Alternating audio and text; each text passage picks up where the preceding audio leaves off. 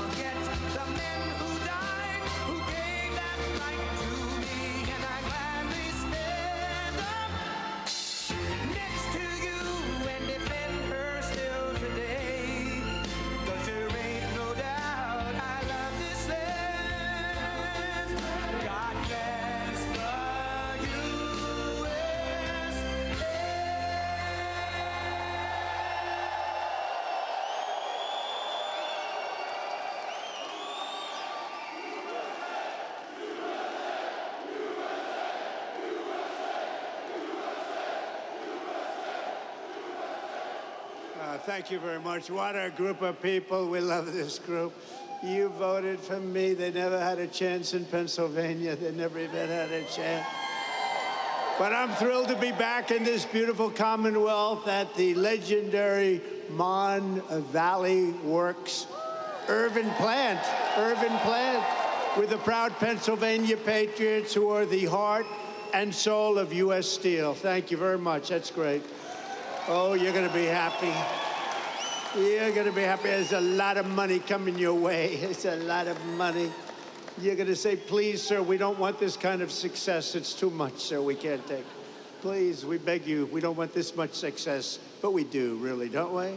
We're going to be so successful. You have just started. You're going to watch. We're here today to celebrate a blockbuster agreement that will ensure this storied American company stays in American company. You're going to stay an American company. You know that, right? But we're going to have a great partner. We're going to have a great partner. And I have to tell you, Japan has been a tremendous friend of mine during my years as president. And then we had a little hiatus. We had a rigged election. But then we won. We said, let's make it too big to rig. And they made it too big to rig. And this is a much more powerful term than we could have ever had the other way. So a lot of things, God was looking down on us all for a lot of reasons, including right there. A lot of reasons we were blessed, and you're going to be blessed. You're going to see that. It will keep its headquarters in the great city of Pittsburgh, Pennsylvania, where it belongs.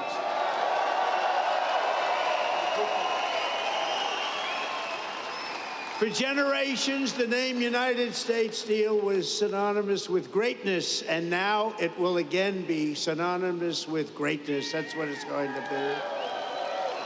The best and strongest steel on earth will forever be made in America and made in Pennsylvania. And I want to thank a man that I saw right at the beginning of this whole thing, during my first term, as we call it, U.S. Steel President Dave Barrett. Dave, thank you very much, wherever you may be. Wherever you may be. Thank you, Dave. And he came to the White House and he said, sir, we're in trouble. We need help. He was put there to save the company, right? I remember it so well, like yesterday. He was put there, they hired him to save the company. And he came up and he said, we need help, sir. I said, what can we do? Because all the steel companies were going south. They were all in trouble. He said, if you could get tariffs, sir, and save this company. And I thought about it. I studied it up real quick. It took me about 2 minutes. And I said, Dave, I think we're going to make you very happy. And we did make you happy, didn't we? We saved the company. We put 25% tariffs on your company, so we had protection. We were protected from outside horrible influence, including dumping, where they were dumping steel all over the United States, and we saved it. It was a great honor, and Dave was really the first one that brought it to my attention, and I appreciate it, Dave. You did a good job. You did a good job. He more than saved the company. He made the company great. This will be a great company in a very short period of time. Also, the vice chairman of Nippon Steel, Takahiro Mori. Takahiro, thank you very much. He's a great guy, highly respected. He's highly respected all over the world for what he's done with steel. He's going to make this is going to be his pet project. It's going to be great. Thank you, Takahiro. Appreciate it. We're also pleased to be joined by a man who's done a fantastic job. He's central. I always say he's central casting. Treasury Secretary Scott Bessent. Where is Scott? Central casting. Thanks, Scott. We had a good report today. I don't know if you saw. The numbers were through the roof, and there was no inflation. And they said, you know, Trump was right again. They were all saying, oh, inflation, inflation. We're taking in billions and billions of dollars in tariffs and other things, and we're keeping our competitive nations, we're keeping them, they're competitors, and we're keeping them totally at bay. And we right now have the hottest nation anywhere in the world. And 6 months ago, we had a nation that was dying. We had a nation that was cold as ice. And now we have the hottest, most talked about nation anywhere in the world. Anywhere. Good job, Scott. Also, Secretary of Labor, Lori Chavez DeRemer. Lori, thank you very much.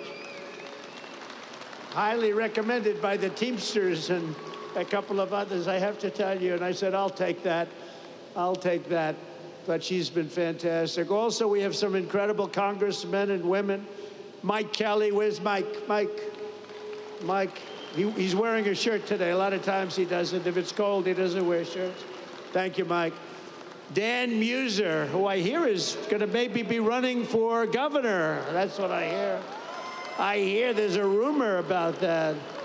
There's a rumor about that. Another man, yeah, good luck with that, Dan. I'll tell you, if that's your decision, you've got my support. You know that, right? If you run, you've got my support. He's been a guy, don't you think? He's been a great congressman. He's been a great congressman. And if you run, you have my support totally, and you'll win. You'll win. The people are going to get it real fast. Thank you very much. Good luck. Guy Reschenthaler, who is a fantastic person, with a very good friend of mine today, and I appreciate you coming together. And Guy, thank you very much. What a job you've done from the beginning, right? We never had a problem from day one, you and I. So thank you very much, Guy. Great job. Mike Ruley. You know Mike? Where's Mike? Mike? Thank you, Mike. Great job you're doing. Thank you. Really, really good. And another friend of mine, a great hockey player, actually, Pete Stauber. Pete, thank you. What a great hockey player. He was the real deal, right, Pete? He'll even admit it. He's going to admit it. Pennsylvania Senate President Pro Tem Kim Ward. Thank you. Good job, Kim. Good job. Thank you. A woman who's an incredible writer, actually. She understands what they call the Rust Belt. We won't be able to call this section a Rust Belt anymore. It'll be a golden belt. It'll be a golden dome, right? It'll be part of a golden dome that we're building to save everybody's lives. But this is a woman who's really fantastic. She's a brilliant writer. She just got signed up by, of all groups, the Washington Post. That's big time. Selena Zito. Where's Selena? She's around here. Selena, thank you. She understands you people and me better than we do. She understands us, and she got it right from the beginning with Trump, didn't you, Selena? She said right early on, guess what? He's going to win. That was when people were saying, really, is he running? He's only doing this for fun. She said, no, he's going to win. And I wouldn't say it's fun, but boy, are we doing progress, right? We're making big progress. So you have a couple of people here that I wanted to introduce because, you know, being a guy that's watched a lot of football, this man had tremendous courage. He had a lot of grit. And everybody knows he wasn't the largest person on the field at all, but he was, in many ways, the most courageous. Rocky Bleier. Rocky, come up here, Rocky. Come up here. Come up here, Rocky. Come up here, Rocky. He's such a great heart. Come on up here, Rocky. Wow. And two other people I want to bring up because I'm a fan of your Steelers. And I happen to think a really good quarterback is a man named Mason Rudolph. And I think he's going to get a big shot. He's tall, he's handsome, got a great arm. And I have a feeling he's going to be the guy. So Mason Rudolph, come up here.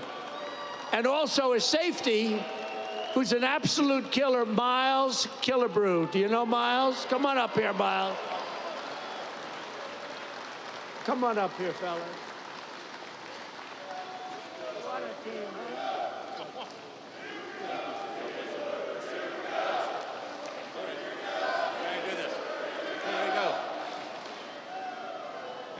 Mr. President, on behalf of U.S. Steel and to the people of Pittsburgh, more importantly, though, to all the Steeler fans that are here this evening, I have the honor of making you an honorary Pittsburgh Steeler and would like to present to you your jersey as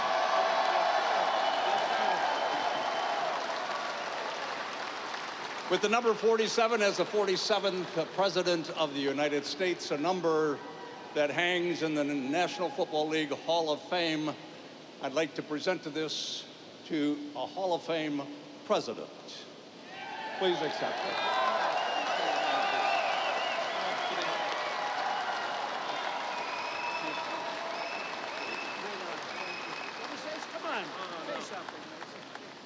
Listen, I'm honored to be here with a great Steeler legend like Rocky Bleier, somebody who fought for our country in Vietnam and came back and you know, played some great football with the black and gold.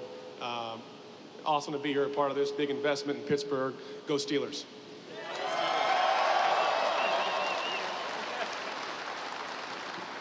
How about this president of ours, huh? Just wanted to say God bless you, President Trump, and God bless you, Pittsburgh.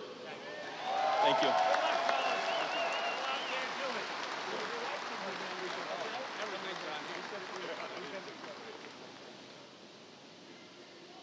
Thank you very much, everybody. It's a great group of people. And he did have a lot of courage, didn't he? Not that big. It's like, okay, I said, Rocky, I've had you up to here. But boy, does he have a heart, right? Hearts, it's all about the heart. Also, Senator Dave McCormick, who had a great election victory, and he sends his regards. He's trying to get a certain bill through that's going to give you the largest tax cuts in history, and we got to get it done. So thank you to Dave. He's been great. Perhaps most importantly, let me thank the tough, hardworking members of the United States Steelworkers Local 2227 and the United States Steelworkers Local 1219 and the United States Steelworkers Local 1557. You people are amazing, and look what you've been able to do. Look what you've been able to do. This is a big deal today. This is a big deal. You know, I have to tell you about Nippon. They kept asking me over, and I kept rejecting it. No way, no way, no way. And after about 4 times, I said, you know, these people really want to do a great thing. They really want it. And they're putting up, you know, billions of dollars, and they're going to do this plant and other plants, and it's great, and you're going to have control, you're going to maintain control, and nobody would put up money like that. And every time, Dave, I think you'll say, every time they came in, the deal got better and better and better for the workers, because I didn't give a damn about anybody else, if you want to know the truth. And the rest of them, they'll take care of themselves. But for the workers, and I have no doubt that Nippon and Dave and everybody else, we're all working together, and I'm going to be in Washington. I'm going to be watching over it, and it's going to be great. But there's unbelievable spirit for what you're doing, and I'm telling you, you're going to find out that the great people of Japan, and we love them. You know, Shinzo Abe was my friend. He was a great Prime Minister of Japan, and unfortunately, he's no longer with us. You know what happened with Shinzo. But he was a great friend of mine, an amazing man, and it's an amazing country, and you're going to have a tremendous relationship. So thank you very much. We very much appreciate it. Very much appreciate it.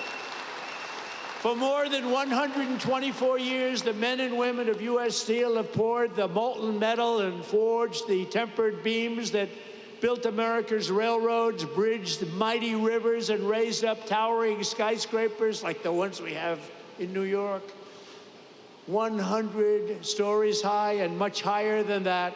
The city of Pittsburgh used to produce more steel than most entire countries could produce, and it wasn't even close, but our steelworkers know better than anyone. Decades of Washington betrayals and incompetence and stupidity and corruption cost this region over 100,000 steel jobs, and they melted away just like butter melts away.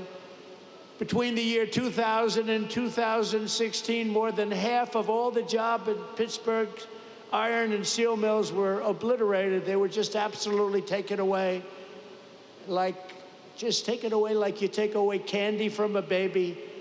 When I came into office 8 years ago, I proclaimed a simple but crucially important principle.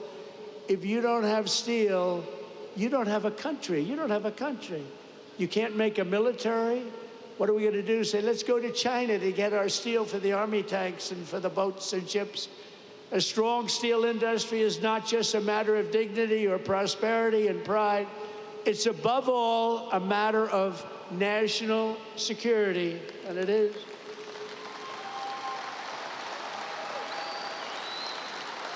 You're going to see some amazing things here.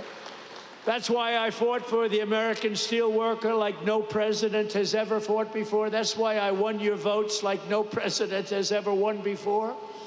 And right from the beginning, it didn't take long. You got it right from the beginning. I think before I even opened my mouth, because even as a private citizen, I used to fight and say, what are you letting all of these countries come in and steal your jobs, bring them to other countries? Why do you let that happen? Not only here, but all over the country. In 2018, I imposed historic tariffs on foreign steel, and the results were amazing. You wouldn't have this plant right now if I didn't put on 25% and 50% tariffs. They were dumping steel, as you know, from China and from all over the world. They were dumping it all over our country, dumping it.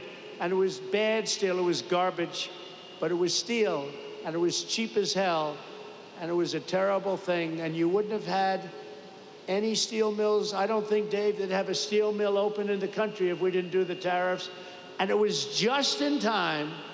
It was just in time. They were closing up as fast as you can count.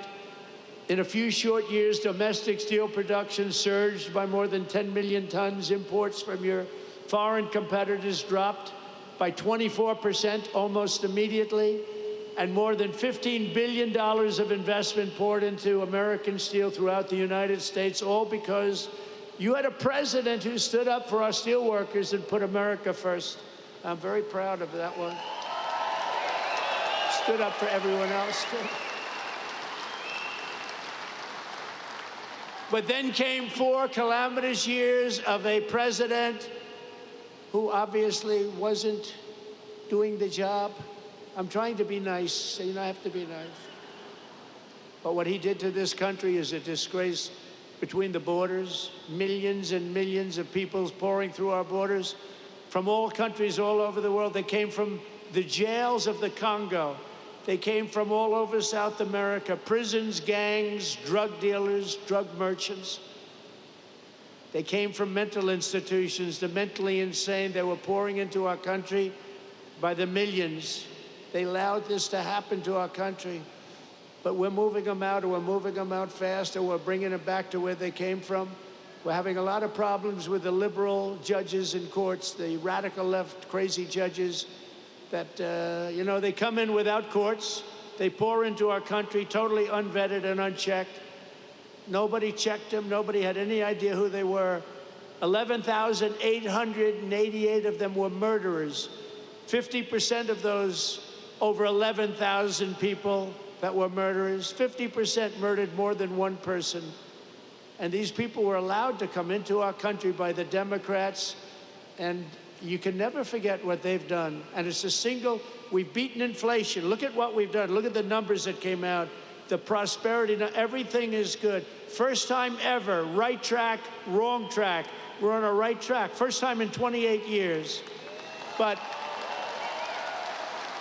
they allowed that to happen. I built almost 700 miles of wall. If we didn't have the wall, we could have never done what we did. Over 700 miles, but still they came because they didn't want to finish. They didn't want to close up any the gaps that we had to keep so that we could get our equipment out, so we could get through. They didn't want to put up the final stages. It would have taken 3 weeks to put up the final stages. They said, no, we don't want the wall built. And I thought they were kidding, but they weren't. They wanted open borders, and what they let into our country can never be forgotten. The last administration granted tens of thousands of job-killing tariff exemptions to your foreign competitors. So they were afraid to take down the tariffs that I imposed because it was so good for our country, so much money. But what they did do, think of this, they gave exemptions, and they were so broad and so deep, and I guess you saw that, but the exemptions that they gave allowed foreign competitors to come in and steal our industry, steal our jobs, and bring them back home, and bring them home by the boatload. Crippling imports of foreign steel skyrocketed over the last 4 years like you have never seen before by over 30%. That's an incredible, crazy number. And imports of steel and rebar from Mexico exploded by more than 1,000%. We were getting our steel from Mexico. We were getting our steel from Canada. We were getting our steel from every place, but right here, it was then that we announced the crown jewel of our steel industry, U.S. Steel, was being sold into foreign hands with no protections for our great steelworkers. And I said, there's no way we're going to let that happen. When I was watching over you, you don't even know it, I was watching over you. Tell you, best people. You're the best people. You built this country. You know, you people built this country. You people and others like you built this country. By the time I came into office, many feared that the Mon Valley would lose up to 3,000 steel jobs, that U.S. Steel would close, and it was a fixture of the Pittsburgh skyline. It may never live for another week. We had times we thought we were going to live. You weren't living for another week. But I promised the people of Western Pennsylvania that I would never, ever let that happen. And as president, I kept that promise. Boy, did I keep that promise.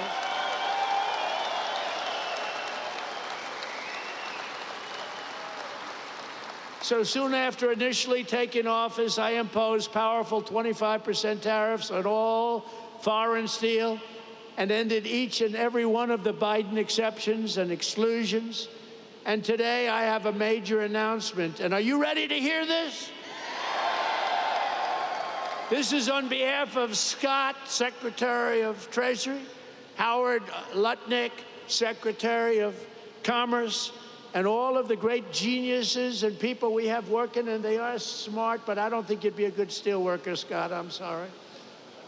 We're going to have to put a little more muscle content into that guy. But he's great. He's great at what he does. We are going to be imposing a 25% increase. We're going to bring it from 25% to 50%, the tariffs on steel into the United States of America, which will even further secure the steel industry in the United States. Nobody's going to get around that. So we're bringing it up from 25%. We're doubling it to 50%. And that's a loophole. And by the way, I have to tell you, I believe that this group of people that just made these investments right now are very happy, because that means that nobody's going to be able to steal your industry. It's at 25%, they can sort of get over that fence. At 50%, they can no longer get over the fence. So congratulations to everybody and to you for making a great deal. You just made a better deal, right? I said to the group, would you rather have a 40% increase? Because I was thinking about 40 when I came. I said, would you rather have a 40% or a 50%? They said, we'll take 50. I said, I had a feeling you were going to say that. So congratulations. Also, congratulations to Dave, because you got this whole thing started. Congratulations. Great job. Great job. The people here understand the word tariff, and you understand it better than the people on Wall Street. But now the people on Wall Street are finding out. They're saying, wow, you know, Trump was right. You saw today they had an announcer, Joe Kiernan, CNBC, Maria Bartiromo, who's so fantastic on Fox Business. And they were saying, you know, Trump was right. Look at these numbers. The numbers got released today at 8 o'clock in the morning, and it showed no inflation and tremendous income jumps for workers and for the people of our country. And they go, wow, he was right. He was right. But you knew that. You knew that before Wall Street. The workers knew that. We don't want America's future to be built with shoddy steel from Shanghai. We want it built with the strength and the pride of Pittsburgh. It's Pittsburgh steel, it's U.S. steel, and it's going to be something even more special when you get all that billions of dollars of new equipment that they're going to be investing right here. Billions and billions of dollars.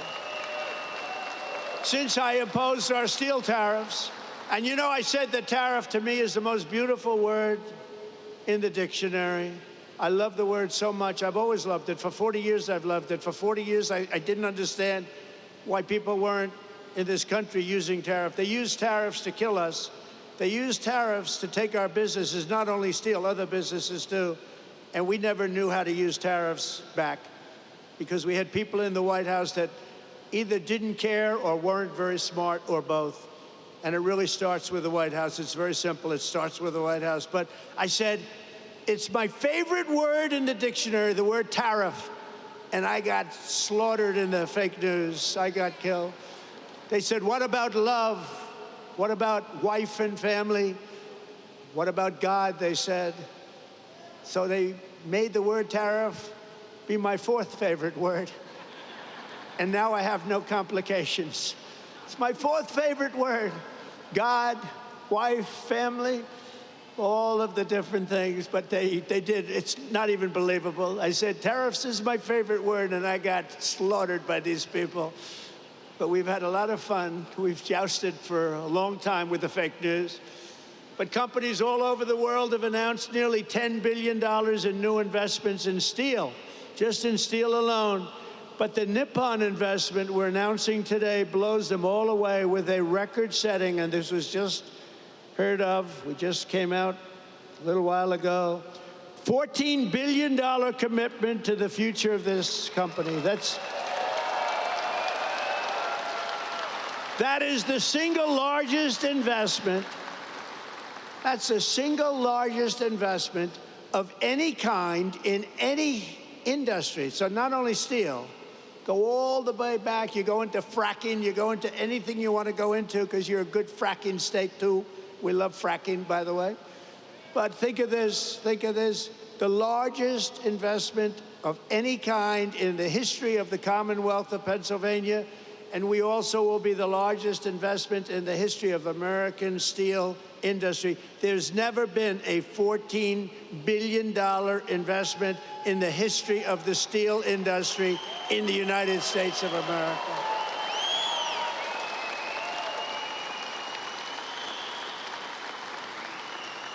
And Pittsburgh will very soon be respected around the world as the Steel City again. So I want to congratulate you. I want to congratulate you.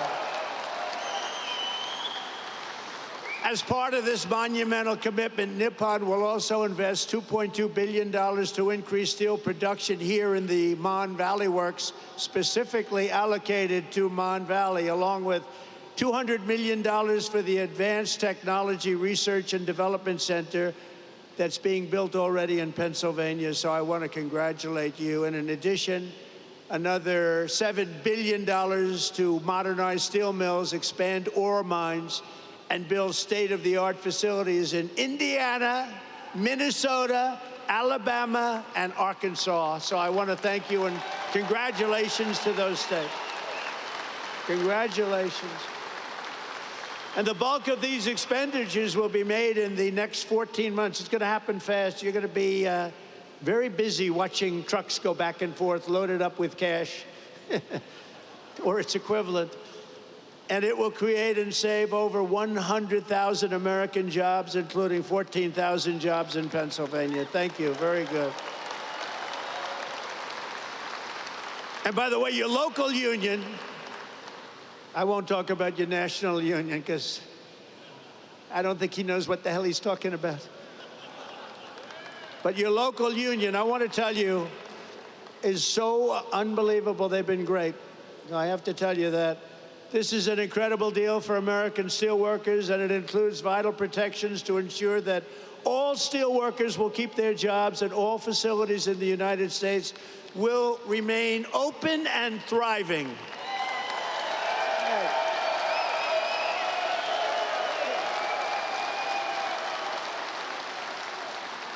U.S. Steel will maintain.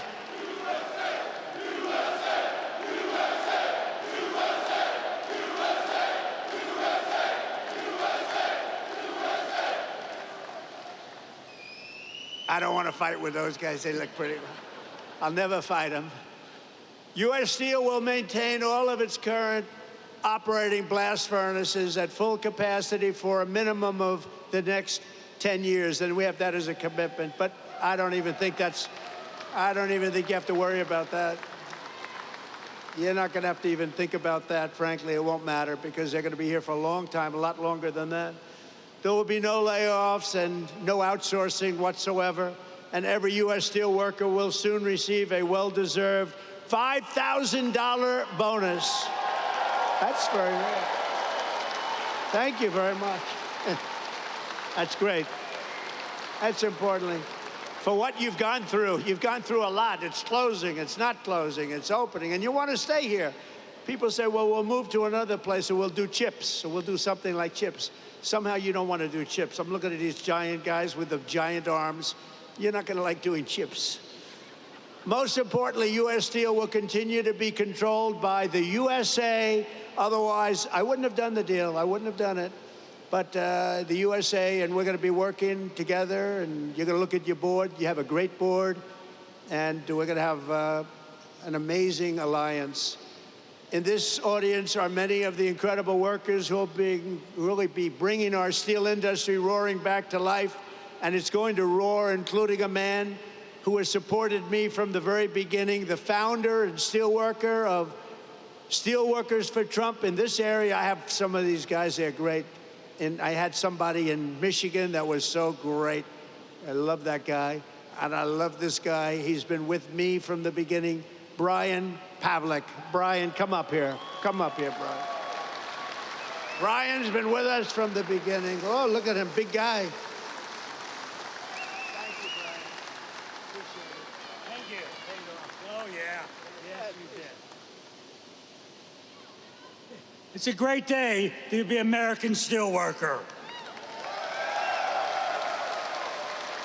It's an honor to be on the stage with my hero and the greatest president ever, Donald J. Trump.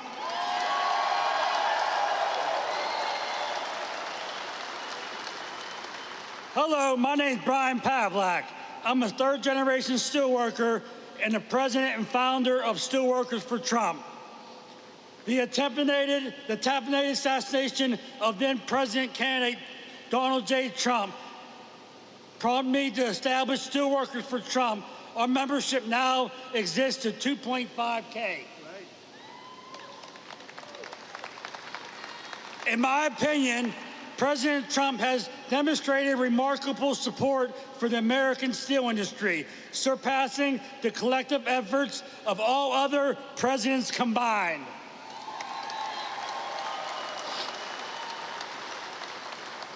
Through tariffs, he has fought to keep steel being made in America rather than being dumped onto us by China.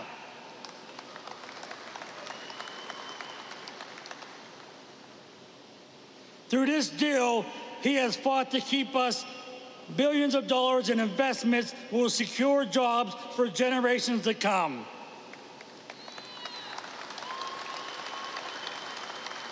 Thank you, President Trump, for your commitment to revitalizing the American steel industry and restoring its greatness and in making American steel great again.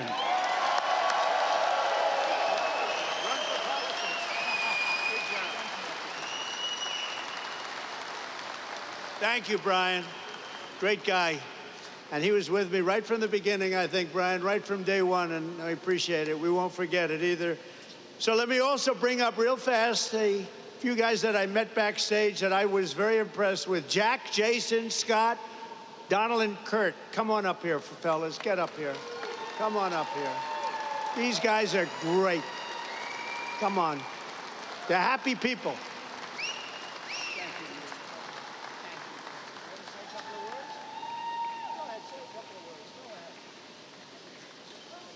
Thank you, Mr. President. I'm not prepared, but I can tell you I would rather be nowhere than where I am today with all of my U.S. Steel family, friends, and everybody that I love. Thank you very much. Thank you, Mr. Berg. Thank you, Mr. Maury, and most of all, thank you, Donald J. Trump.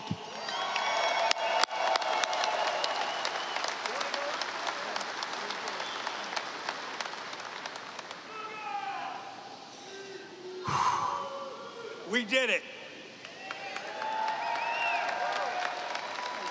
I want to thank everyone for coming. Today is a great day. For those of you who don't know me, my name is Jason Zugai. I'm the former president, current vice president of Local 2227, and I've worked at this great plant for 28 years. I'm a third-generation steel worker working for U.S. Steel, and by the way, I'm damn proud of that.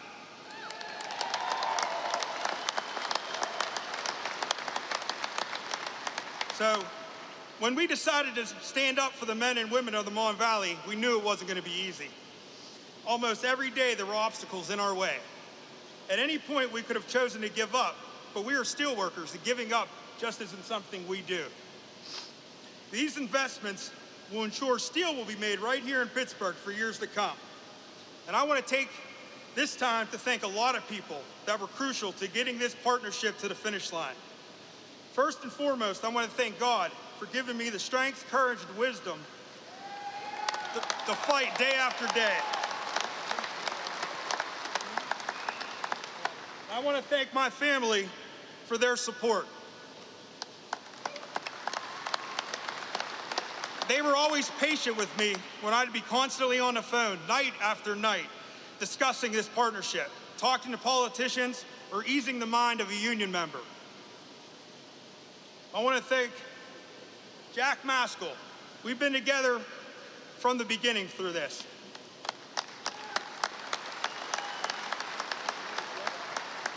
From the many meetings together, DC trips that were nothing but business, to just brainstorming daily. Thank you, my brother. There's no one I'd rather have gone to this fight with. We did it. And I told you how bad I hate to lose. And we won, brother. We won.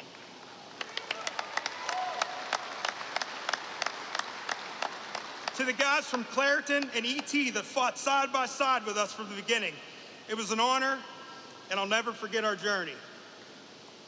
I want to thank the local mayors who have stood toe-to-toe with us from the beginning. We greatly appreciate it.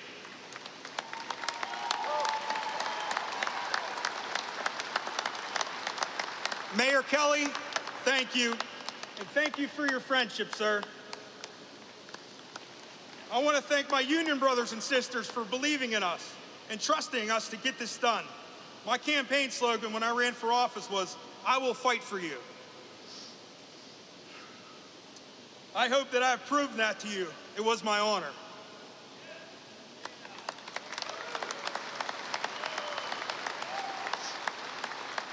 Selena Zito, thank you. From the wonderful articles you wrote and the social media posts and everything you have done behind the scenes, you are a rock star. Thank you.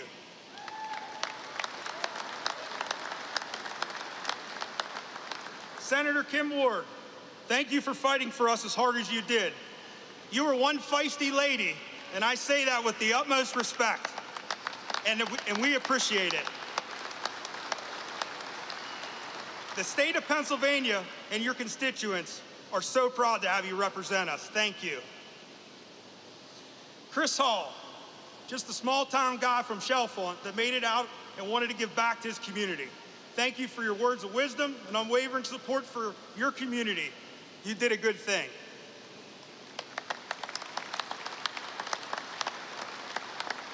Congressman Dan Muser, you took our meeting in D.C. personally and never wavered after that meeting. You fought for us in public, and that means the world to us. We will never forget your support, and you can count on ours as well. Thank you.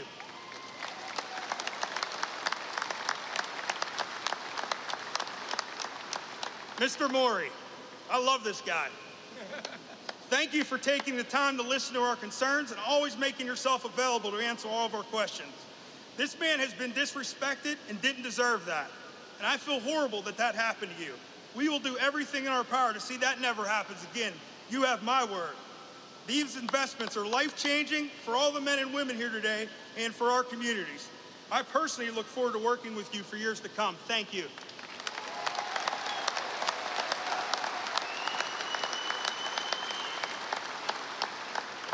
I want to thank the men from New York and D.C. that called me every day. Every day. They gave me breaking news, advice, and guidance through this process. You might have been behind the scenes, but you definitely had a hand in getting this partnership to the finish line. Paul, Curtis, Chris, thank you.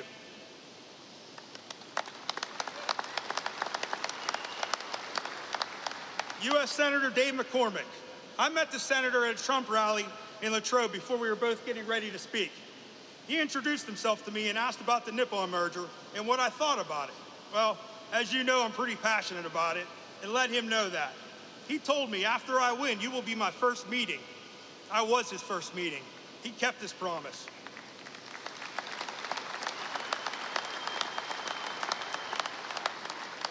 He asked all the tough questions during the meeting, and he gathered the facts. We met again last week to touch base, and he took it from there. Without his help, this partnership doesn't get done. Thank you, Senator, from the bottom of my heart. And last but not least, President Trump. What can I say? I never doubted you'd be there for us when we needed you. When our international endorsed Harris, we decided to take a stand for what we believed was right. That was to come out publicly and boldly in support of you. Although we aren't public speakers, we tucked our fears aside and did what any proud American would do. We thank you every day for risking your life and laying it all on the line for this country.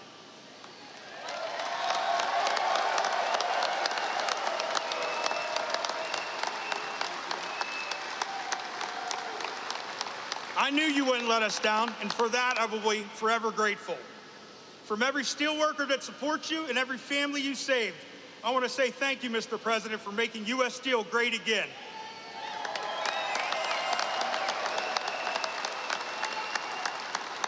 God bless America. God bless U.S. Steel. Thank you.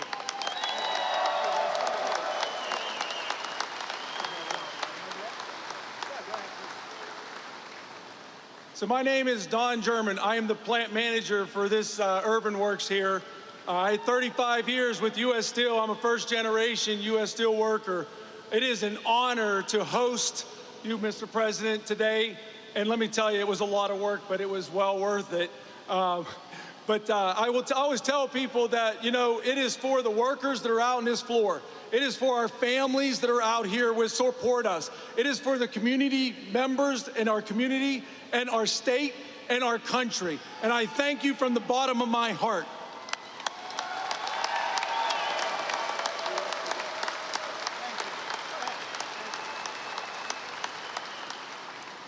Good afternoon. As you know me, I'm Kurt Barshik. I like to tell Mr. President, the day I started at U.S. Steel, my supervisor at the blast furnace told me, kid, what are you doing here? Do you think this mill will be here? Look at Homestead. Look at Duquesne. They're not here. You're wasting your time. And I can stand here years later and think about our children, our grandchildren, our great-grandchildren that are gonna have family-sustaining, good-paying jobs, all because of President Trump. Thank you, President Trump. Thank you.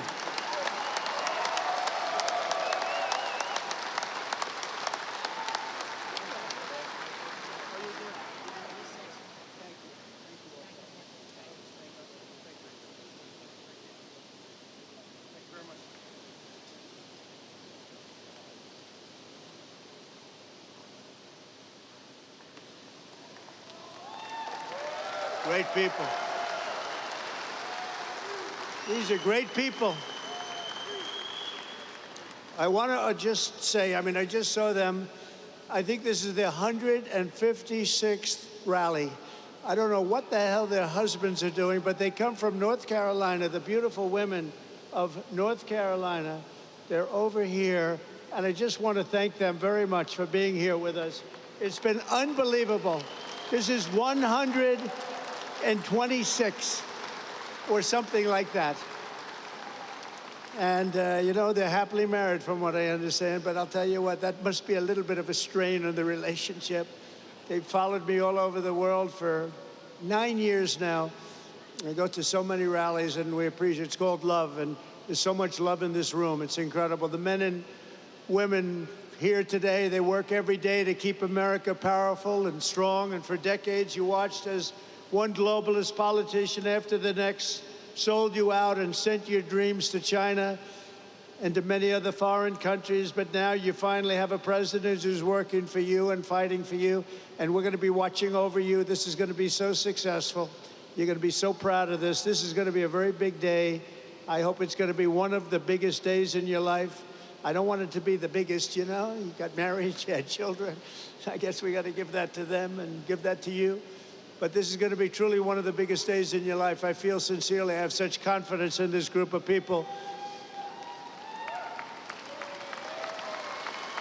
Since my election, we've created nearly 500,000 new jobs, including 10,000 manufacturing jobs, and those numbers are going through the roof.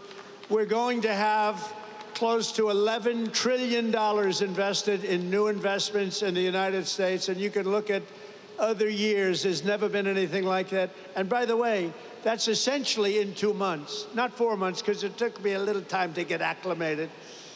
But over the last 2.5 months, we're over $11 trillion is going to be coming. Apple is spending $500 billion to invest in America, not in China. NVIDIA, $500 billion. TSMC, if you look at this one, TSMC, and this is a company the biggest in the world for chips, $200 billion at least. Amazon, $4 billion. Johnson & Johnson, $55 billion. Merck, Stellantis, General Motors are putting in billions and billions of dollars. We have it all done. It's going to be all with very little inflation. In fact, it was 2.1% in April, way down. You went through inflation that was probably the greatest inflation in the history of our country over the last 4 years. And now we have it down to around 2%. Grocery prices are down. Mortgage rates are down. Energy prices are down. And gasoline prices over Memorial Day weekend were the lowest they have been since 2003. Think of that. In fact, in a couple of states, gasoline, $1.98 a gallon. When have you heard that number lately? Income soared in April, up 0.8%, almost triple expectations, and we achieved the largest drop in consumer prices and the largest increase in consumer confidence since the pandemic, and actually probably about 20 years before the pandemic. Last month, we also cut the trade deficit in half, and that's the story of today. They can't believe it. The numbers just came. We cut, before we even get started, actually, we cut it in half, the trade deficit. And very importantly, have stopped the invasion of illegal aliens who are undercutting your wages and stealing your jobs. You saw that last month, 99.999%. Can you imagine? That was our cut. It's been, the border is closed, but it's open, and it'll always be open to people that want to come into our country legally. We want to have people come in legally, but we don't want to have them come in the way they allowed to come in. We've ended the flood of criminals, gang members, murderers, drug dealers, and human traffickers, and we're sending them back to the places from which they came. And the future of American workers is only getting brighter. I said before, and I'll say it again, we have the hottest country right now in just 4 months, but actually you have to go back to November 5th. Since November 5th, that was election day, we had the greatest election victory, they say, in 129 years, the most consequential election in 129 years. I don't know what 129 years was, but we'll check it out later on. We'll find out. Must have been something pretty good, but we have the most consequential. We won every swing state. We won the popular vote. We won the districts, 2,750 to 505. We're doing a job, and you're doing a job, and it's only because of you that we could have had that success. We're right now on the verge of passing the largest working class tax cuts in American history. We got to get that beautiful, big bill, beautiful, beautiful as it is. We got to get it passed. The Senate, call your senators. And I'll tell you, you have great people representing you. Your senators, your congressmen, you have great people. Every single Democrat House member voted to impose the largest tax hike in history. The Democrats are voting for the largest, highest tax hike in history. I've never heard of it before. Meanwhile, our one big, beautiful bill will keep income taxes at the current rates and deliver no tax on tips, no tax on overtime, and no tax on Social Security for our seniors.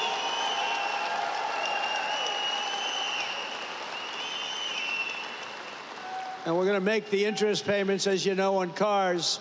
We're going to take the car payments, and we're going to make them, those interest payments. You buy a car, you borrow money. We're going to make interest payments tax deductible, but only if the car is made in America, and that means made with American steel and steel from U.S. Steel. And we're permanently expanding the child tax credit, and we're creating a special Trump account for every newborn child, starting them off with a $1,000 credit to be invested over the course of their life. A little baby is born, they're going to start off with $1,000. And if we do a good job of investing their money, we're going to go with one of the investing guidelines. Who the hell knows if they're any good, but they have a chance to be very rich. It's going to be very cute to see. We're going to follow it very closely. And critically, the bill includes the largest reductions to wasteful spending in a generation or more, slashing more than $1.6 trillion in waste, fraud, and abuse. And the one big beautiful bill, and get out there and get your congressmen and your senators and any other senator or congressman you know, get them to vote for it, because the Democrats are willing to vote against the biggest tax deduction or tax decrease in history. This is the biggest tax cut, think of it, in the history of our country. If it doesn't get approved, you're going to have a 68% tax increase. Lots of luck. And the Democrats would rather have you have a tax increase, think of that, of 68%. They would rather have that happen than vote for a bill where you get the biggest tax cut. So there's something wrong. You know, all my life I grow up, I watch politics, and I've always watched politicians say, we will cut your taxes, we will cut. These Democrats want to raise your taxes, and in theory, a 68% increase. One other thing I did, and you probably saw it last week, you know, we pay the highest drug prices and pharmaceutical prices anywhere in the world by far. Other countries pay sometimes 1/10 of what we pay. A pill that costs $20, we spend $200, $250, $270 in many cases. It's the most unfair thing I've ever seen. And last week I did what had to be done. and it wasn't easy against the biggest lobby anywhere probably in the world, most powerful lobby, the drug companies, and I'm not even calling them bad, but they were able to do things. They're going to be fine, by the way. They're going to just stabilize. But we're going to now call a favored nations where we will pay the lowest price anywhere in the world, and they have to match it. We will be cutting your drug bill by 85 and even 90%. You know, I was very proud in my first administration. You may have remembered, I called for a major press conference because we were the first, I was the first one in 28 years to lower drug prices. They were lowered 0.25% over a period of a year. And I was so proud of that because nobody had ever had an administration where prices of drugs went down. 0.25%, not much. Now we're going to be lowering your drug costs by 90%, by 85%, by 75%, by numbers that nobody's ever heard of before. We will be paying equal to the lowest price of drugs and pharmaceuticals anywhere in the world. Have fun, because that's a lot of money. That's going to bring down Medicare. It's going to bring down the cost of, think of it, Medicaid. It's going to have an effect on everything, but it's going to have the biggest effect on your wallet. You're going to be saving a tremendous amount of money, and nobody else would do that but me.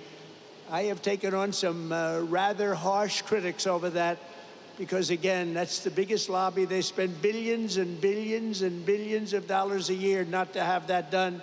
But I said it's really time to do it. So you're going to have the lowest drug prices anywhere in the world.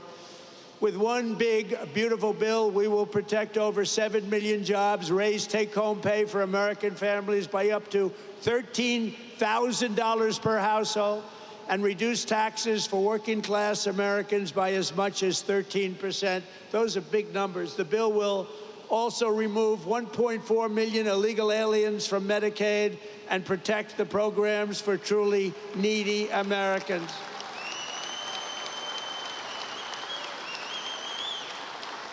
And it includes funding to hire 3,000 new Border Patrol agents and 10,000 new ICE agents. And these people like you, these are heroes. The jobs they have done, they go into areas that are so dangerous, it's unbelievable, but they're tough, they're smart, and they love our country.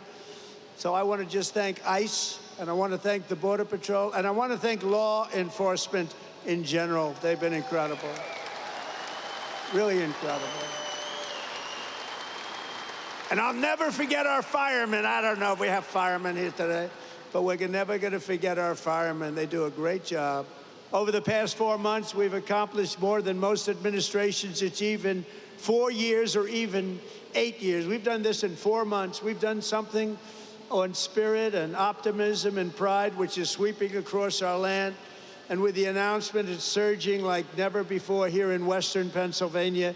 Remember, the entire world is watching us today. I'm making a speech, and I have millions and millions. Look at all the fake news back there. Look at that.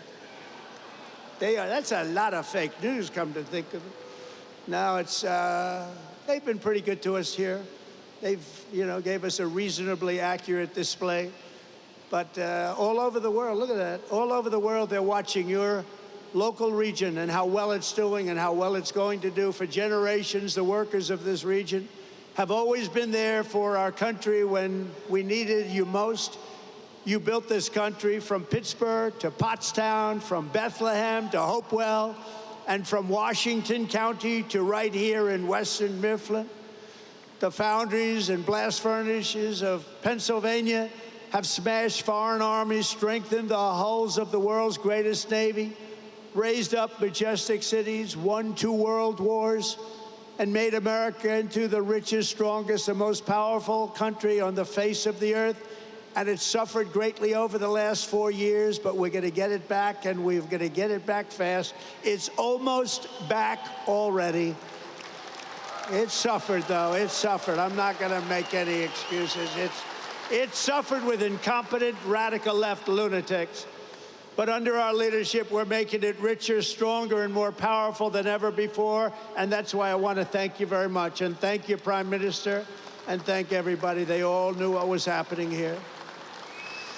With the help of patriots like you, we're going to produce our own metal, unleash our own energy, secure our own future, build our country, control our destiny, and we are once again going to put Pennsylvania steel into the backbone of America like never before.